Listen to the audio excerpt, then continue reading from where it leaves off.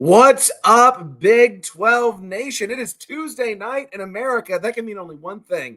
It is time for yet another edition of your favorite internet, YouTube-based, Big 12-centric show. That's right. It is the one. It is the only, the biggest 12 with me, your host, Clint Foster. Thanks so much for making us a part of your Tuesday night. Love having you here with us. We got a great show. A lot to talk about. Great guests. You know the spiel. We only do great around here at the biggest 12. But before we get rolling, you know I need something from you. If you haven't already, please like and subscribe at Big 12 Voice of College Football. There it is right there on the bottom of your screen. Maybe you're watching on Twitter. If so, welcome. Glad to have you. Head on over to YouTube there, baby. Let's make this a weekly thing, okay? Let's make this a mandatory Tuesday appointment. I'd love to be a part of your Tuesday every single week. And also, please do follow me on Twitter at Clint_Foster55. Should be seeing an announcement relatively soon about a fun little something that I have involved with this TCU Baylor revivalry. We will not be calling it the Bluebonnet Battle on this show. That sacrilege is not welcome within the confines of the Biggest 12. So anyway, follow me on Twitter. You know, we'll see what that's all about later on. And follow my YouTube channel at Clint Foster Comedy. Yes, I know I've been derelict in my duty. I'm behind on videos on there, but that's only because we are producing Remember the Alamo Bowl, the feature-length documentary, y'all. I'm so excited about it. This whole last weekend after the Tech game.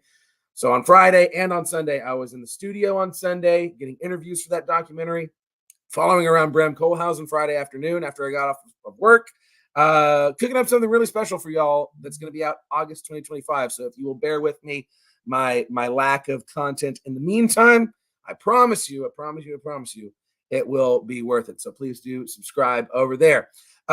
Also, I mean, like I said, some of you are watching on Twitter. Make sure that you do follow the official Voice of College Football Twitter account. There it is right there, the Voice of College Football Network at VOCFB. Follow our official Voice of College Football Twitter account. All right, we got rankings, we got ratings, engagement, and debate. There is no off season on the Voice of College Football. So make sure that you get over there and you do that. And without any further ado, let me welcome in my two guests. We've got, like I say, he's a regular on the show now. He's basically my co-host at this point. Brownie of those Iowa State. Hey, guys. And the one, the only, Brittany Rose from Twitter, repping both Kansas and Waffle's favorite team, Texas Tech, this week. Folks, how are we? How are we on this Tuesday night? I am fantastic. I am good, except we had a horrible football weekend. You did. You may have. Those happen. Great one. Those happen. Take it from me. Rye Guy's already in the chat. What's up, Rye Guy? Do make use super chats. We have super chats now on the show. It's a great way of supporting the show, supporting what we do here. And we should be unveiling member tiers very soon if we haven't already. Before we get into last week's action, this week's action, you know, we always like to start with something else, some other headline that has happened in the Big 12 over this past week.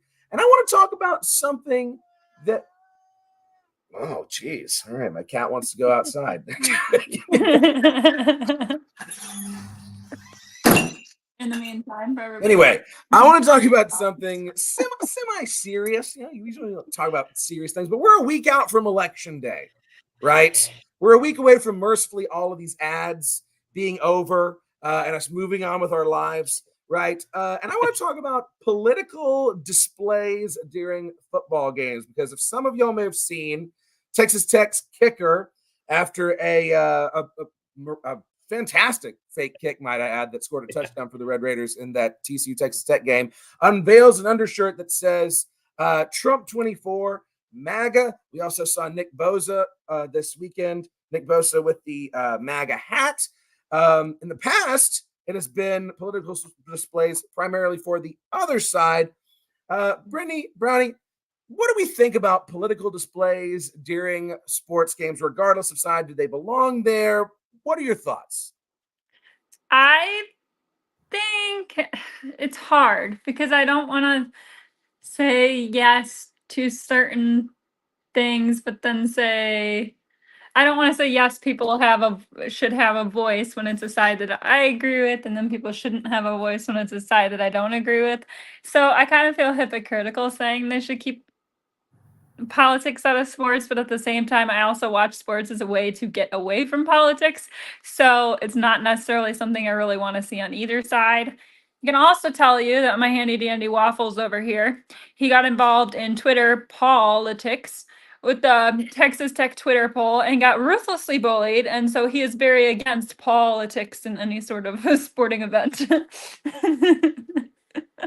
I appreciate the puns. There he is. Waffles, look what your kicker did. Can you even believe it? Ray, what do you think? I mean, what's your take on this? So for me, it's kind of a slippery slope, We're talking about an amendment, right, where, we have a freedom of speech and all that fun stuff. I just think if you're going to do something like that, and I always try to tell people this, especially on Twitter, the freedom of speech also comes with consequences, right? There's always consequences for your actions. If you want to come out and publicly support somebody, by all means, go ahead and do it. However, you have to also suffer the consequences of your actions. Whether it be a different political individual, a pundit, somebody is going to come at you for something, because in this world, everybody gets mad at everything. So you just have to be able to back up your claim and own it up. And I agree with Brittany on the whole point where I watch sports to get away from the politics. I'm sick and tired of every other commercial being a political ad for somebody in the wrong state because, ESPN doesn't understand what location means.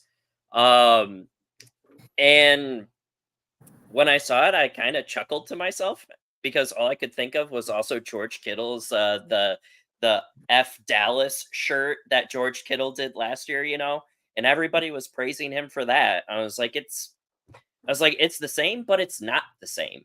Like, if athletes want to do it, I guess, okay, fine. I'm not going to tell them no, but they have to deal with the consequences. And also to add on to, I mean, I know you brought in the Nick Bosa thing, which I think that was different than what happened in the Texas Tech game. The Texas Tech game, he wasn't interrupting anybody necessarily. Nick Bosa on Tight Ends Day, which is like George Kittle's made up little holiday thing, went over and made it very awkward for him and kind of took away the limelight from him for something completely unrelated. And then in the presser after, he took off his hat and refused to answer any questions about it. At least if you're going to interrupt somebody and take away their spotlight, have the courage to at least stand on 2 feet and discuss it later when you're questioned about it. Stand on business, absolutely. Yes. Yeah, and Brownie, you put it perfectly as well. So one of the classes I teach is government, and when we're talking about the First Amendment, yes, political speech is the key component of that freedom of speech, but it's not a freedom from consequences for your speech, right? There are social consequences that come with certain types of speech. I agree that I would much prefer all sports to be a realm that is free of politics because it's something that's accepting for everyone, right? This is something that we can all be united and enjoy a game that we love, regardless of what we feel politically. But to Michael Jordan's point, back when Michael Jordan was playing, Republicans buy sneakers too, right? If you are taking a side, then you're alienating potentially half of the country. And do you necessarily want to do that if you're an athlete? But let me ask you this, though, just to take this conversation a step further, are patriotic displays that are so commonplace in sports, is that a form of political speech? We're doing the national anthem before games. We're having flyovers. We're honoring military on the field. Is that a form of political speech as well? Should we get rid of that or should we keep that? I think it's a form of patriotic speech. I don't think necessarily political speech, because I think both sides support the United States as a country. It's the country we live in. I do like the fact that we have been, if you go to like a hockey game, right, and they play a Canadian team, they play both anthems, right? Because you're also You have Canadian players there as well. If you watch the Olympics, you get all the different flags in the national anthem. So I don't think that's necessarily political speech. It's more so patriotic representation. What do you think, Brownie? We're getting deep here on the Big 12 today. Weaponization is all I have to say. It's whether or not you weaponize it to skew your own political stance. That's where it really starts coming into effect, I think. And the huge one that I always say is the whole kneeling of the national anthem. I know Rye Guy brought it up as well. That is a stance that people weaponized on both sides of the aisle, whether it be blue, oh, look, they're doing it honorably. The right is, look at these guys. They don't respect the American flag. They don't respect our traditions, blah, blah, blah, blah, blah. You try to not weaponize if you're going to be like Michael Jordan. Republicans buy sneakers too. But if you start alienating and weaponizing national anthem, salute to my heroes, flyovers, all that other stuff, then you could potentially make an argument into where it needs to be reconsidered. But I also think it goes just by a school to school basis at that point. You know what I mean? Some schools don't allow us to do the LSU song, Neck, for Yeah. specific reasons. Other schools don't allow people to play Kanye West songs. Other schools don't allow AC/DC songs.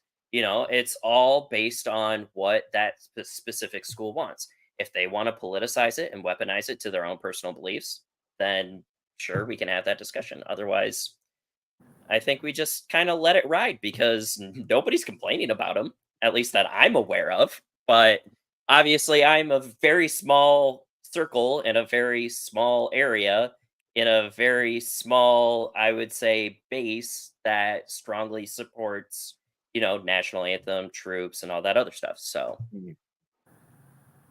yeah, great takes, y'all. And yeah, to your point, you talk about like the cultures of schools. I don't think there's anybody in the world that is surprised that a white kid from the Texas Panhandle School of Texas Technical University supports Trump. right. Good for him. That's great. But yeah, I think it's a valuable conversation to talk, especially because the situation in America is so tribalized and so toxic surrounding politics these days. It's interesting to have these conversations and whether or not there is a place for this sort of speech in the game that we love. So, Yeah. moving And right I mean, along. to also add on to that, not to kidnap it or whatever, but you also used to see, athletes come out. Like, remember when LeBron James came out and started supporting specific political beliefs, or Magic Johnson did, and a couple other athletes in multiple sports started coming out and saying their political beliefs or their personal beliefs. And it wasn't even just about politics, it was about ways of life, meanings of life, and you got this huge backlash of, you just need to stick to sports. Like, don't bring politics into it. And then, we just keep seeing more and more politics showing. And I think it's more of like a personalization and idealism thing. Like, It's people want to feel like an individual, but I definitely do think that there is a time and a place for it. And again, weaponization, and you have to suffer the consequences of your actions. And this is slightly different, but kind of under the same umbrella when you say like, okay, well, you're an athlete, so you should stick to sports. I mean, there's also the people that with women talk about sports are like, oh, you need to stick to the kitchen. You shouldn't talk about sports. And I think people have the right to talk about what they want to talk about. We're all human beings. We all have opinions. We all have the right to express our opinions. Are people going to like them? No, not necessarily. Can people, once again, you have to face the consequences of them? Yes. Do I think they deserve threats and horrible things saying, doxing, people going after family or personal things in your life? Absolutely not. Yeah, great point, Brittany. Great point. And Rye Guy, thanks for the super chat. To the point of consequences, If he did that in Austin, it would not go well. Yeah, I think there's a reason that this Texas Tech kicker decided to unveil this shirt in the only purple major city in Texas, and not just in a political sense, right? Fort Worth is a bit more red than a Dallas, than an Austin, than a San Antonio, than a Houston. So yeah, there you go. He was a lot less likely to face any severe backlash for that in Fort Worth. So, well, there you go. Moving right along. Last week. So, we're talking about this game last week. We always do this. What was your big takeaway from the action last week? Can be your team, can be any other team. What really stood out to you? Oh, I'm going first. Okay, go ahead, Brittany. Houston beat Utah. That did happen. Yeah, that did happen. Man, hey, but maybe Houston's okay, right? I mean, Houston took us to the woodshed. TCU. I mean, good grief. Utah, you good, bud? The guy that agreed to eat shit and shave his head, then tried to compromise and said he'd just shave his head. And guess what? Today he was off again, running his mouth, saying that they are the only good team and that we are not a power conference again, after his team just lost to Houston. So I will continue to bring this up until he does what he promises, and I'm going to continue to antagonize him online until it happens, because I hate Utah, if it's not clear. Yeah. Couldn't happen to a nicer group of fans, right? Sure. That's just karma, karma retribution. You come in, if you're going to talk about it, you better be about it. And Utah was not about it. And have we not learned about making bets? Come on now. We've had the burrito. We've had the kid who converted to Mormonism. We've had the Florida State guy. Well, not just the guy. There was an entire fraternity that did that now. Oh, yeah. I missed that one. Yeah, it's all over Twitter now. There is an entire fraternity that went around, collected dog poop for an entire afternoon just so all of the frat bros could do it. Yeah. And then they're down bad. This guy promised dog poop and shaving his head, as if we haven't learned. Yeah, that's two takeaways. Don't make bets, and don't bet on Utah. To be fair, there was somebody who also said that if if TCU lost to Tech, they would eat waffles. So it's the only good thing about Tech losing. As long as it's not your waffles. Oh, no, it was my waffles. Personally, Rye Guy, I sure hope Utah does join the Big Ten. You can have them. Oh, at this point, I will trade. Can we swap Oregon for Utah? Is that possible? Are you? I don't know if I want that smoke. I don't know. I will literally take Oklahoma back. I'd rather have Oklahoma back. Thanks. Or I'll take both Washington State and Oregon State in exchange to give Utah back. Yeah. Oh, hey, that you're coming out on the better side of that trade for sure. Yeah. I'd love to go up to Pullman or to Corvallis for a game. That'd be awesome. They're fun. Yeah, I'd love to. Brownie, what's your takeaway from last week? There was a lot of weird things that happened this week in the Big 12. There was a lot. BYU storm kicked UCF, which was actually my huge takeaway. Was Gus Malzahn fired their defensive coordinator on his birthday? Yeah, which personally speaking, I don't think that was the appropriate move, since it was the offense that was really the one that was struggling. But then Gus Malzahn also came out and said that he was removing himself from the offensive play calling, giving it to a first-year offensive coordinator at UCF. Granted, he has had OC and head coach experience at the high school level, but nothing really in Power 4 football. And then Malzahn, who I don't think has ever had any type of defensive experience with calling, maybe outside of being at UCF, is now taking over the defensive coordinator role as well as the head coach. So, I don't know what's happening there. And then the Sunflower Showdown, that was a yikes. That was... Last 5 minutes of that game was an emotional roller coaster on Twitter that I for sure definitely kept a lot of receipts for. It was painful. Yeah, and then TCU sneaking it out against Texas Tech. I seriously thought, Clint, that you were in the hospital. I didn't see you tweet for like 2 hours after the game. I was like, man.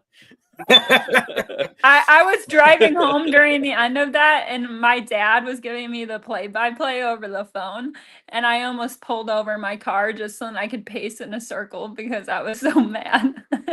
Yeah, but I mean, this entire week, it was just like, it was either blowouts or 3 points or less. Like, I definitely did not see a 1-point game, a 2-point game, and then like a 14-point game on my scorecard for this week Yeah. or last week. But I mean, hey, it was fun.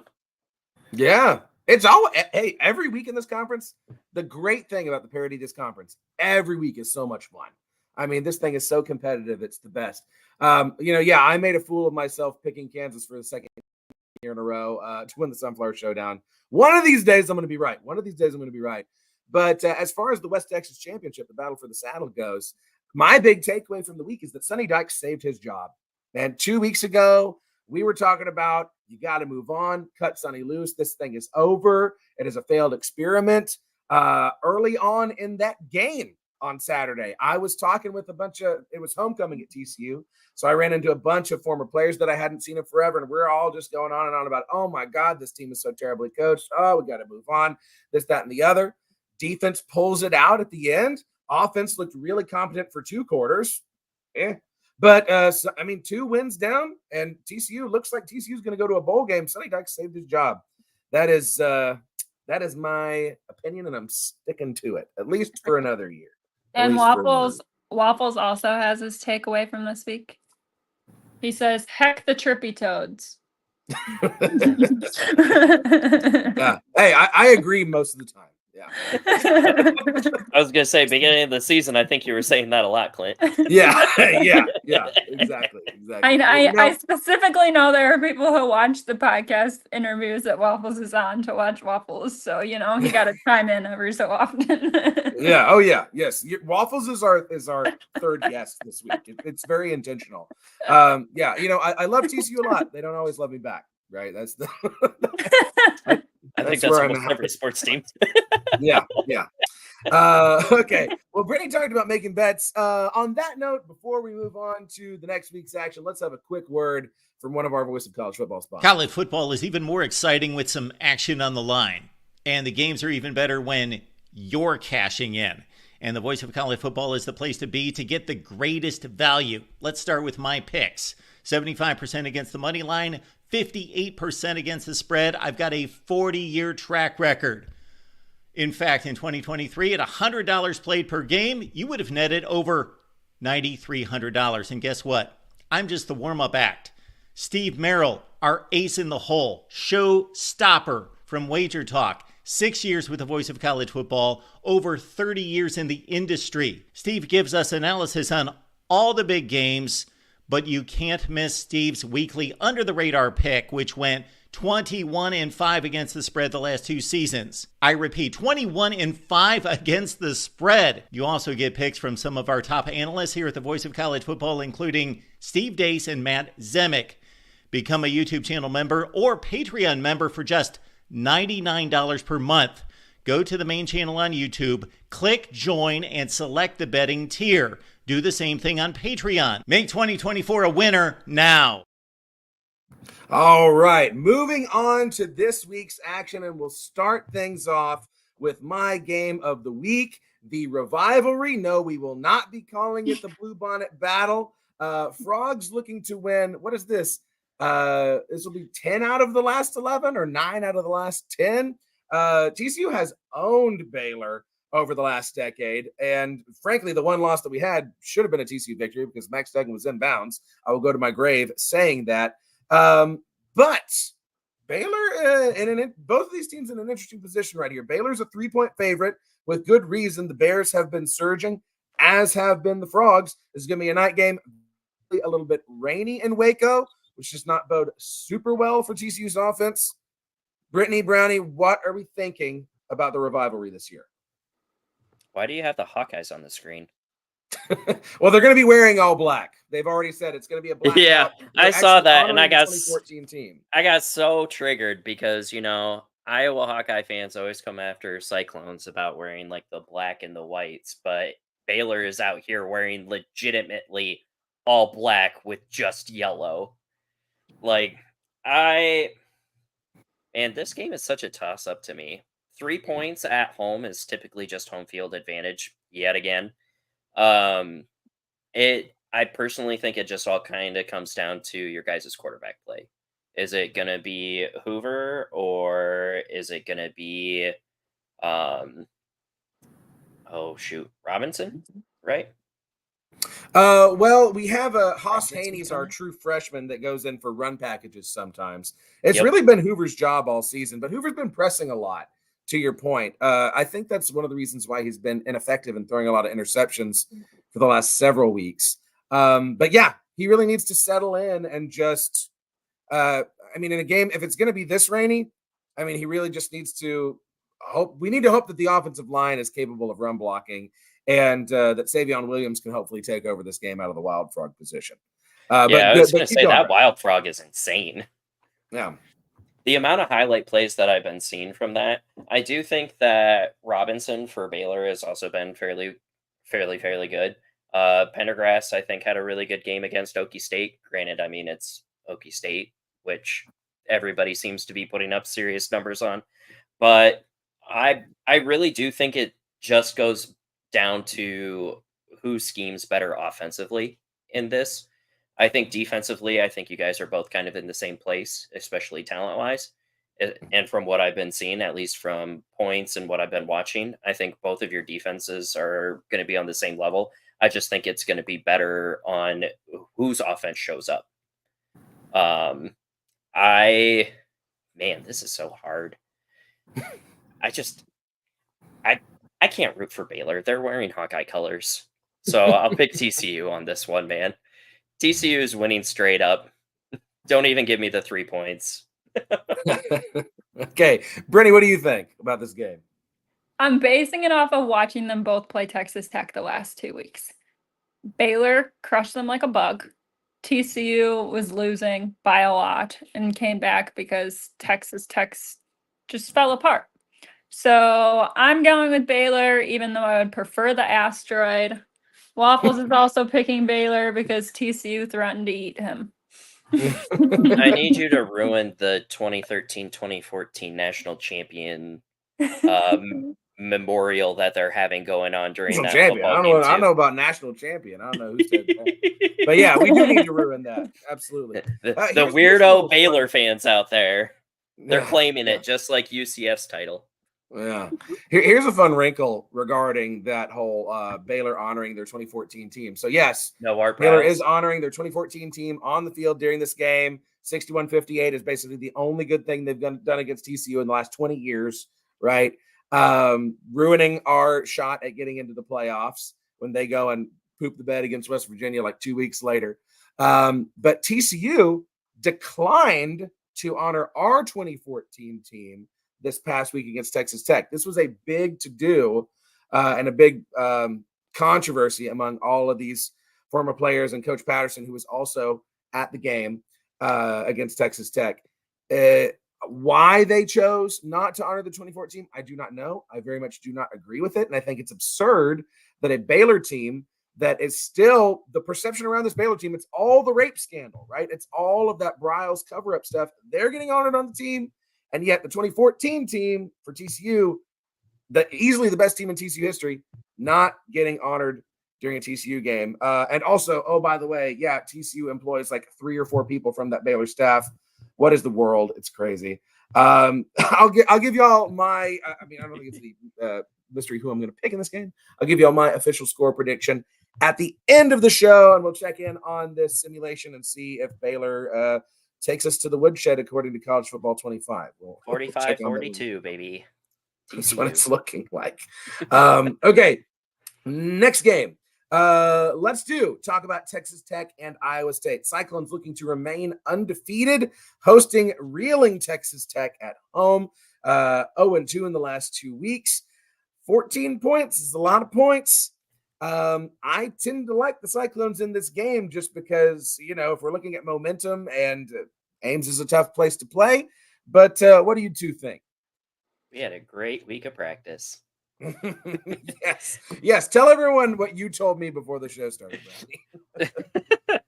So it was kind of funny because I was listening to Matt Campbell's presser, and Clinton and I used to always sit there and joke about, like, you know, uh, they'd always come out and be like, "Oh, we had a great week of practice," and then it would never come into the game or fruition or anything. And I just thought it was funny because Matt Campbell, in his presser, all of a sudden just randomly says, "Yeah, and we had a great week of practice."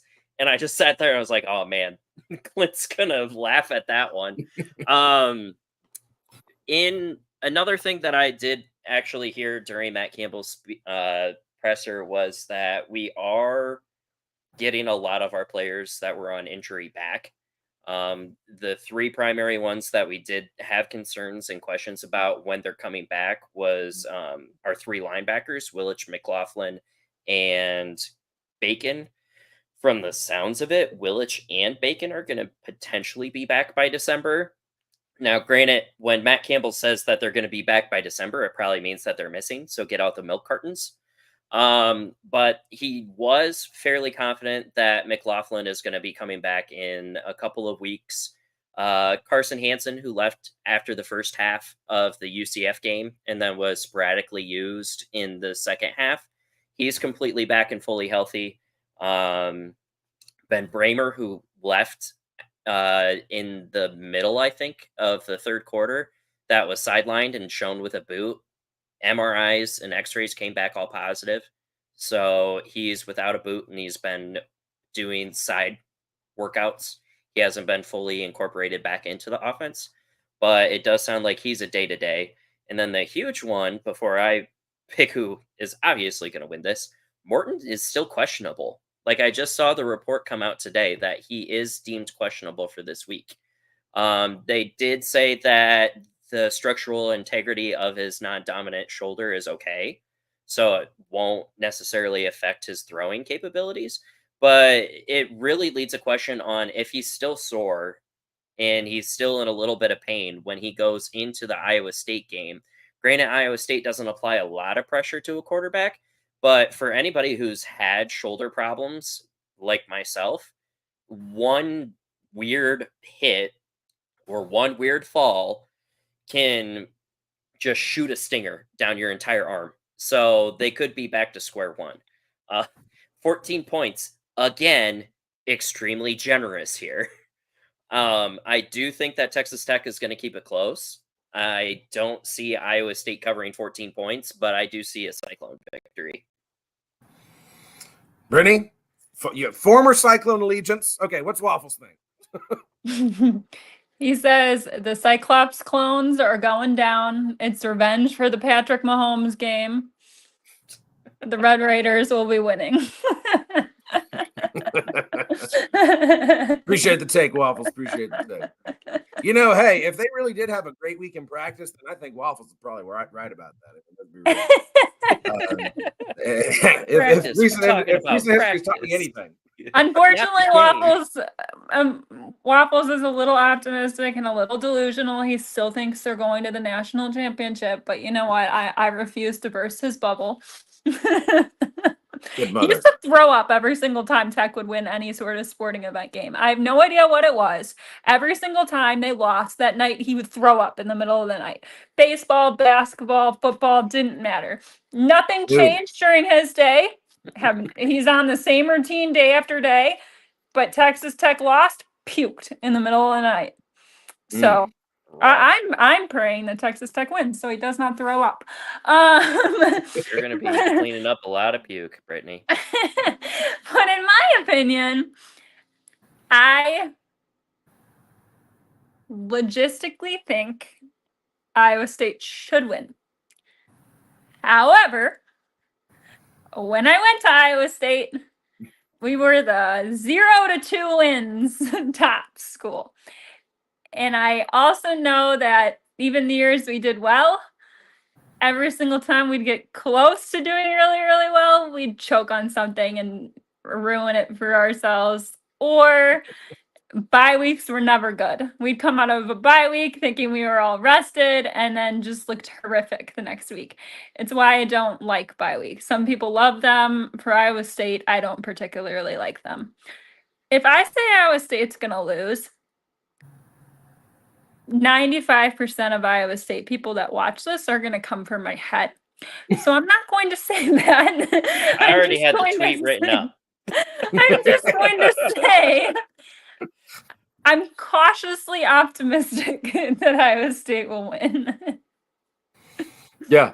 I mean, Iowa State should win. They should. Should. But I mean, this it's college football. I've seen it's weirder Big 12. things, man. It's always when you assume that somebody should win that they don't. Like that this last weekend, I said Kansas State was going to beat Kansas by like 1 million. I didn't even know if Kansas was going to score. So the fact Kansas was winning for most of the game, that's what I mean. And to be fair too, Texas Tech only needs one more game to make a bowl. So it's a big deal for them. Not making it. I will say this in Tech's favor. I think his name's Will Hammond, the quarterback who came in after Baron Morton got hurt. So good. Looked he did great. A good job. Yeah, he's a good little quarterback, even though he's a freshman. And Tech just lost to the two teams other than Texas that they hate the most in the world, right? They are pissed off. They're ready to get this bad taste out of their mouth. What better opportunity to do it than to march up to Iowa State and ruin their perfect season? I mean, Tech is going to be motivated to play in this game. Taj Brooks is still Taj Brooks. Just because TCU's defense has improved slightly and was able to hold him to, I say only 121 on 30 carries, right? They're going to go to this Taj Brooks well. And I mean, Iowa State's got a much better defense than TCU, but Taj Brooks can get loose. And let me say, I would not be Houston beats TCU level shocked if Texas Tech beat Iowa State this weekend. Let me just say that.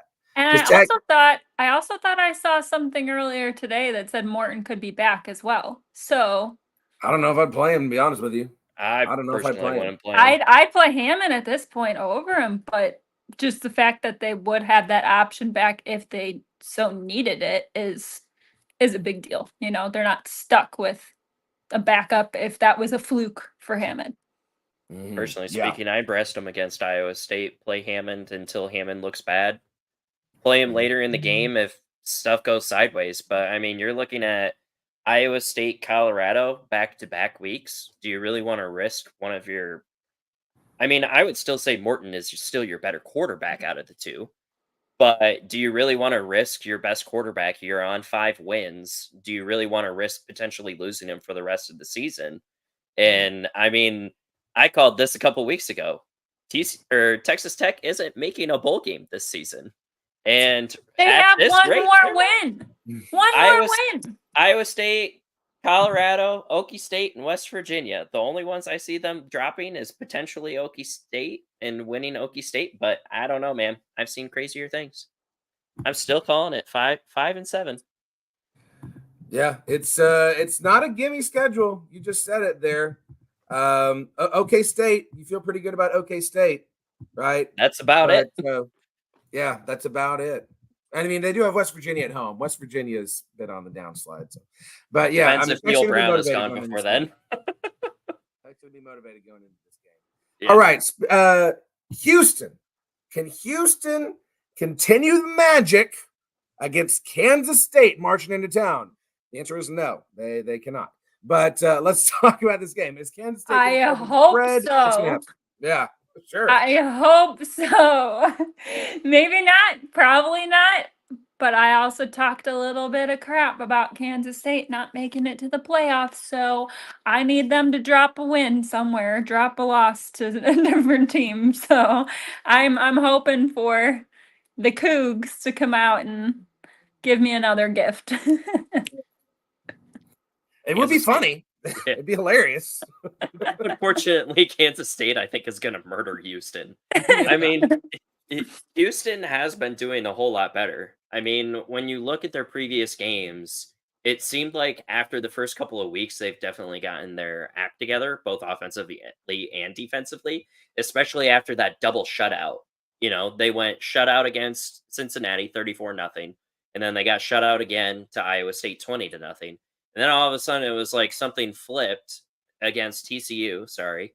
And then they fell right back into the plummet pit against Kansas. I would say that was probably the team everybody thought Kansas was supposed to be all season, was the game against Houston. And then they gave us the beautiful victory against Utah in the logo battle, which is what we are now officially calling this game. But yeah. But I'm sorry. Kansas State is just Kansas State by a billion. I am 110% on that. I do not see, outside of like half of that offense going down with injuries, Houston having a chance. Yeah. As much as I would love for them to crush Kansas State's hopes and dreams. Yeah. See, Willie that's Fritz what I'm has him going saying. in the right I'm direction. hoping. I'm hoping. I don't think it's gonna happen, but I'm hoping. Yeah. Well, and then sometimes that's all we have. Yeah. Kansas State is going to cover for sure, though. Yeah. Willie Fritz has them going in the right direction, but are they going to beat Kansas State? I don't think so. I don't think there's any way that they do. Meanwhile, in our simulation, things are looking a smidge bleak here. TCU had negative offensive yards at the end of the first quarter, down 14-0. So, am I playing this game? Negative offense? Yeah. Right. All right, moving on to our next game. Arizona travels to UCF. Arizona, man, that's a team on the struggle bus. I am reminded of my Arizona State offseason show where my two guests assured me that Arizona was going to fall apart this year, and lo and behold, they have. UCF is not in a great spot. They're not doing well, but I kind of like them in this game. I kind of like this touchdown favorite. Give me the Knights. What do y'all think? I also like UCF. I've been waiting for them to beat a team that they shouldn't beat, and have kind of been disappointed that they really haven't yet. I think that this is their chance to beat a team that did well towards the beginning.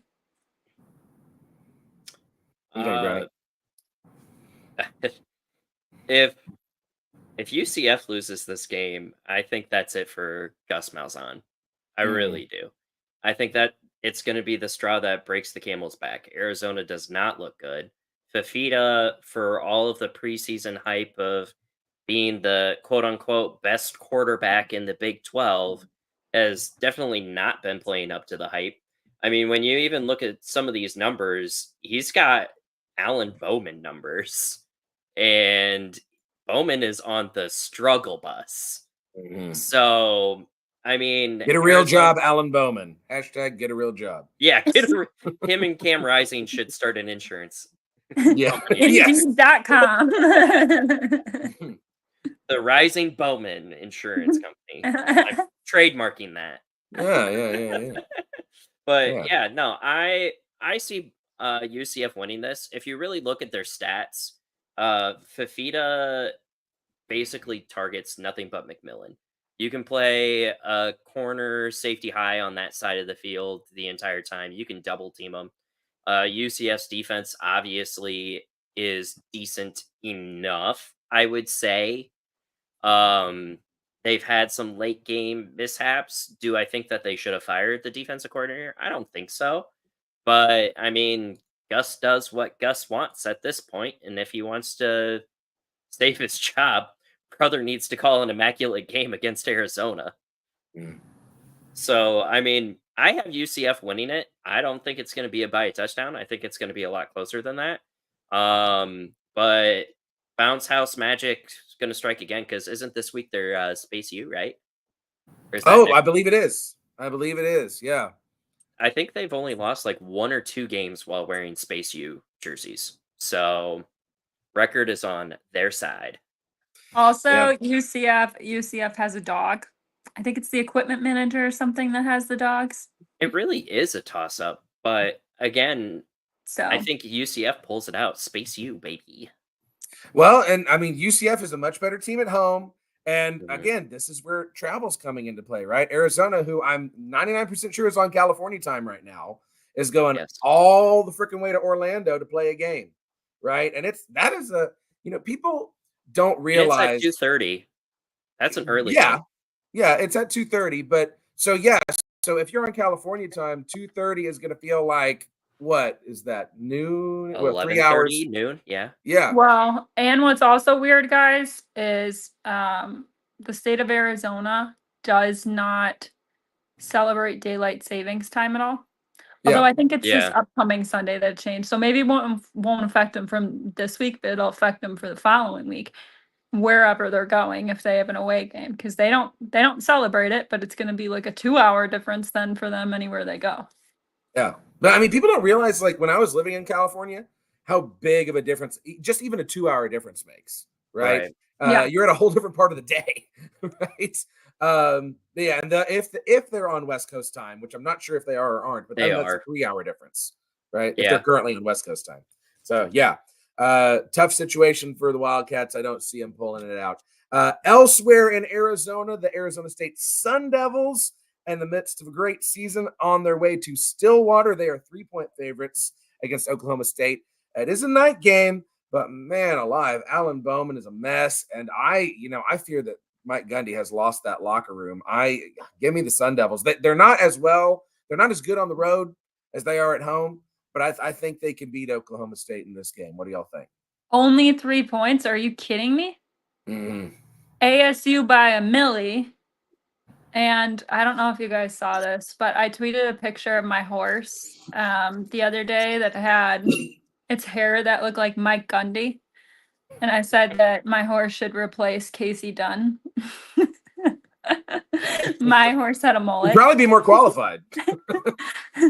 Some days, yeah. So I'm going with ASU. Yeah, I mean, Okie State's defense is. Can we call them the worst defense in the Big 12? Like, They're is They're certainly just the playing like worst it. in the Big 12 right now. It's awful. Like, they can't tackle. They give up extremely quickly on plays. People that you think would get the sure tackle at the beginning, especially on running backs, they just break loose all of a sudden, and nobody's there to back it up. I again think Alan Bowman is in a terrible place right now. He definitely should not have come back for another year. He should have just called it quits after being sidelined at Michigan. And I really don't think that this Okie State team is going to be able to stop Scadaboo. Like, you're going to tell me that you're going to be able to stop a 235-pound tank coming at you? And not happening. You can't even stop BYU from going, 85 yards in like 45 seconds? Mm-mm. I mean, you act like BYU's not great, though. Let's be honest. Also valid, but how many tackles did Okie State miss on just that drive alone? You know what I mean? Shoot, just the last play. Oh my God. That last play drove me bananas. Still not kneeling it down after getting that first down still irritates me, which is why Arizona State is going to absolutely destroy them. Yeah. You know, Oklahoma State's in the same situation that TCU was in a few years back. At what point do you look at your legendary head coach and say, it's not working anymore? We got to move on. We got to do something different. Right. I mean, because everybody was so high on Oklahoma State going into the season, and with good reason. You've got 20 of 22 starters back. You've got an experienced offensive line. You've got arguably the best running back in the Big 12, maybe even in the nation, right? And a 7th-year quarterback, and what should have been a much better defense. What is the disconnect? What is going wrong? I mean, at a certain point, didn't you hear? He blames the NIL. Well, and that's another problem, right? That's another problem that he can't adapt to that. I picked Texas Tech to make the championship game before the season, and I had a bunch of Oklahoma State people tell me I was delusional and that there was no way that Texas Tech did better than Oklahoma State. Yeah, Texas Tech's probably not going to make the championship, but they're doing a hell of a lot better than Oklahoma State is. Especially right now. I definitely did not have it on my bingo card that Okie State was going to be the doormat of the Big 12. No, we thought them, Utah, and Kansas State, and then Kansas were. And a lot of people had Texas Tech just because they had a decently easy schedule. Yeah, Kansas was my dark horse. I thought it was going to be Kansas and Oklahoma State. Shows what I know. I mean, I had the exact same picks. I had Utah and Texas Tech, and I had Utah going undefeated. Yeah. Thankfully, you were wrong about that. Yeah. No kidding.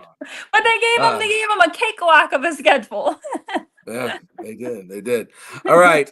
Before we get to my my official prediction for the TCU Baylor game, y'all, I want to make you aware of Mark Rogers' book that is now available on Amazon. Disputed National Champions: College Football's Historic 1990s Reset dives deep into the chaotic world of college football championship decisions during the 1990s. For those of you who weren't around back then, we didn't used to always have national championship games. We didn't really get a national championship game until 1998. And before then, you just kind of picked who looked the best.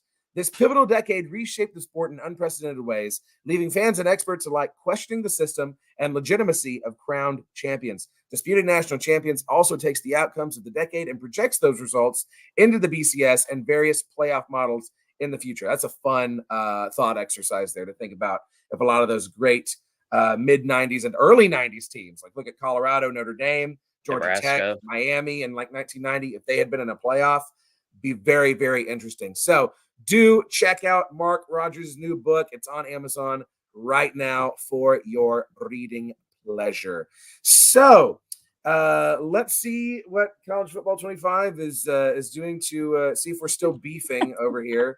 Yeah, we are. Screw you, College Football 25, you bunch of jabronis. Okay, they're not high on the frogs. It's because they don't have the hypno formation. Yes, well, yeah, we don't have Wild Frog. Hey, and that's another thing. Hypnotoad made his first appearance on the scoreboard at Amon Carter Stadium during the fourth quarter of that Tech game. Are you all right? My dog is coughing. Hypnotoad made an appearance on the scoreboard late in that Tech game. First he's made, I believe, all season.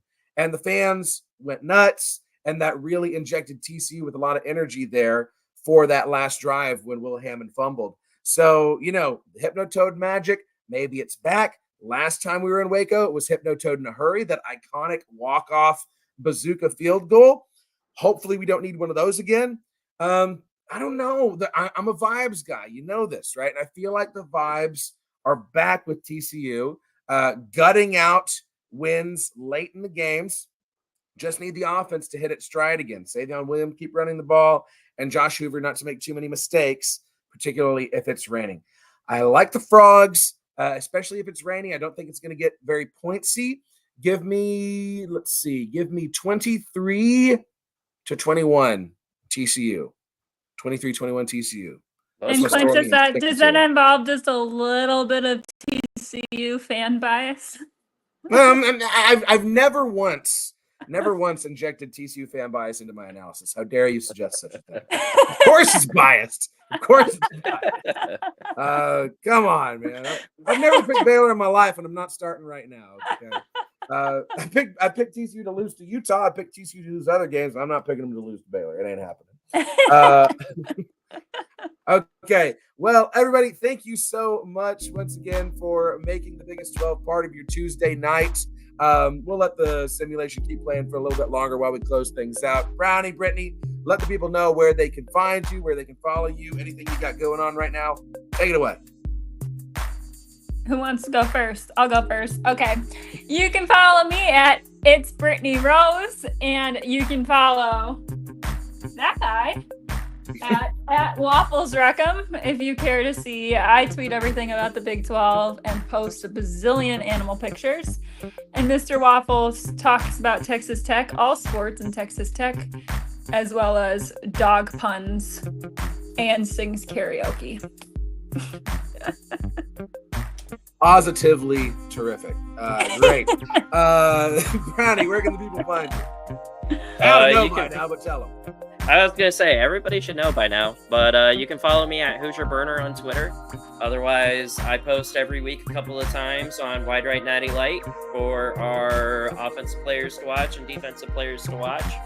I got those articles coming out tomorrow and I think Thursday. So feel free to head over to widerightnattylight.com, read up on some Iowa State fanfic before we go 8-0 for the first time ever. You can follow the Frogs all the way to the Pop-Tart Bowl, baby. It's happening. 9-3 TCU. Dial it up, folks. It's going to be a reality. Jump on the train now or get left behind. Pop-Tart Bowl, here we come. I could not be more excited. Please do subscribe to the show if you haven't already at Big 12 Voice of College Football. There it is down there below Brittany's head. Follow me on Twitter at Clint_Foster55 and subscribe to my YouTube channel at Clint Foster Comedy. And keep your eyes peeled. I'm going to be making my first teaser for Remember the Alamo Bowl coming out August 2025. Hopefully by next week. I need to get some footage back from the studio that I was filming at. They're holding it hostage until I give them a check. And then as soon as I have some time and I'm not grading papers, I will get that teaser put together for y'all. I'm very, very excited. It's going to be very fun. Until next week, I love y'all. I hope your team wins. And go Big 12. See you around. Roll clones, Bye. baby. Bye.